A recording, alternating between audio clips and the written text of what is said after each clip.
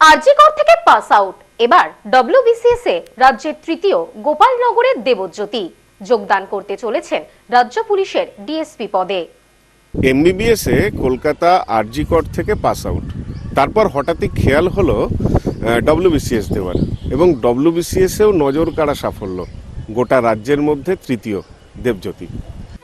MBBS এ আরজি কর থেকে pass out, corona পরিস্থিতিতে প্রশাসনিক কাজকর্ম দেখে অনুপ্রেরণা, মানুষের কাছাকাছি পৌঁছাতে পুলিশ অথবা সিভিল অ্যাডমিনিস্ট্রেশনে যোগদানের ভাবনা।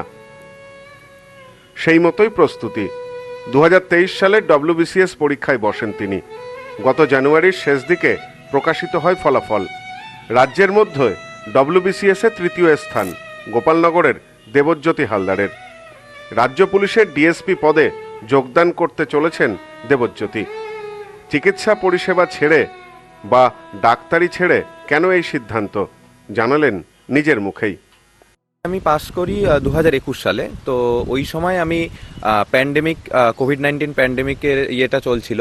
সেই সময় আমি সিভিল অ্যাডমিনিস্ট্রেশনটা অনেক ক্লোজলি দেখেছি, বা যেটুকু বুঝেছি যে অনেক সময় ডাক্তাররা হয়তো প্রাণ বাঁচায়, কিন্তু মানুষের আরও কাছে পৌঁছাতে পারে এবং অনেক বড় প্ল্যাটফর্ম নিয়ে যারা সার্ভ করতে পারে তার সিভিল অ্যাডমিনিস্ট্রেশনের পার্ট, সেটা আইএএস হোক বা ডব্লিউবিসিএস হোক বা পুলিশ সার্ভিস হোক।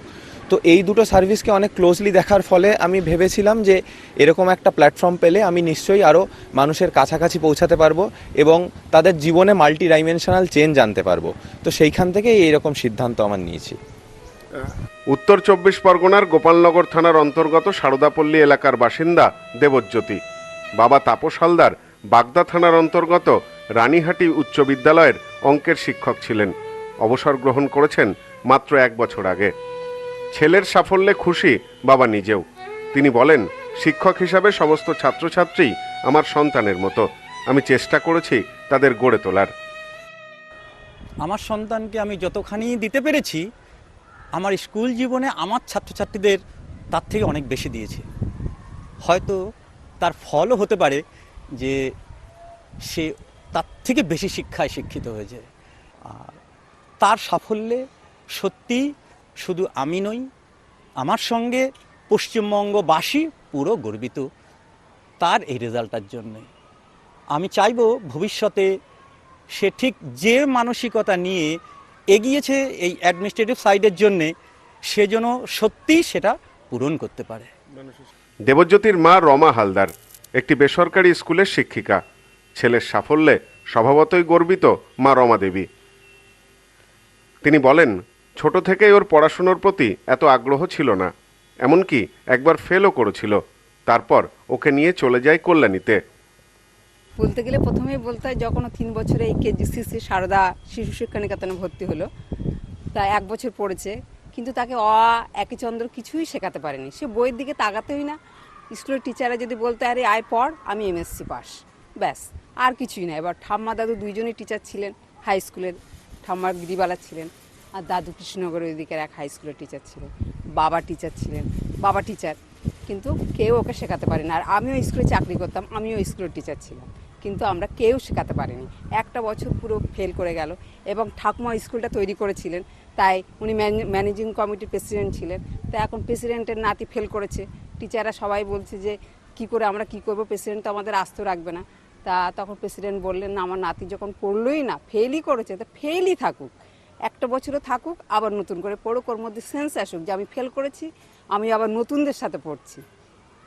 তারপর থেকে ওর যেন কি একটা হলো, তারপর থেকেই ও পড়াশোনা আর কি মন হলো। জানা গেছে, দেবজ্যোতির প্রাথমিক শিক্ষা স্থানীয় শ্রী শ্রী সারদা শিশু শিক্ষা নিকেতনে।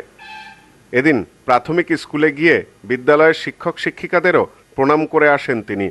ছোটবেলার ছাত্রকে কাছে পেয়ে আপ্লুত স্কুলের শিক্ষক শিক্ষিকারা। পারিবারিকভাবে ছোট থেকেই শিক্ষার পরিবেশে বেড়ে ওঠা।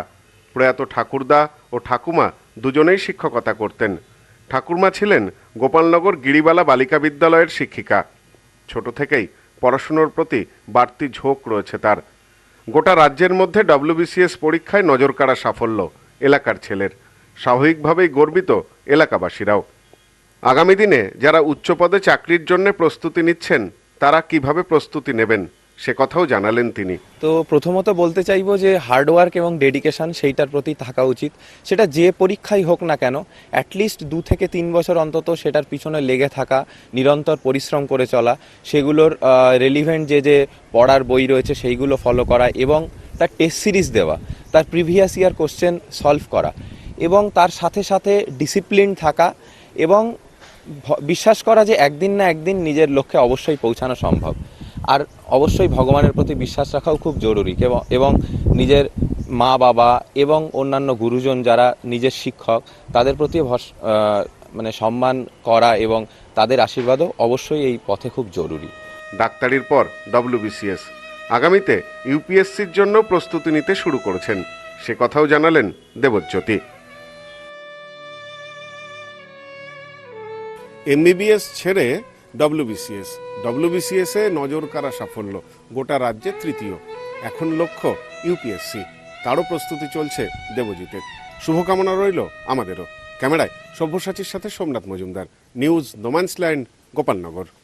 সম্প্রীতি guest house hotel and restaurant, সমস্ত আধুনিক সুবিধাযুক্ত AC double bedroom, standard double bedroom, twin bedroom, deluxe double bedroom. আমাদের হোটেলেই রয়েছে বাঙালির খাবার সহ মাল্টি কুইজিন রেস্টুরেন্ট। শহরের মধ্যে অথচ সম্পূর্ণ নিরাপদ পরিবেশে থাকা খাওয়ার একমাত্র ঠিকানা Sampriti guest house hotel and restaurant, Chakdah road, টবাজার, বনগাঁ। ফোন 03215257603।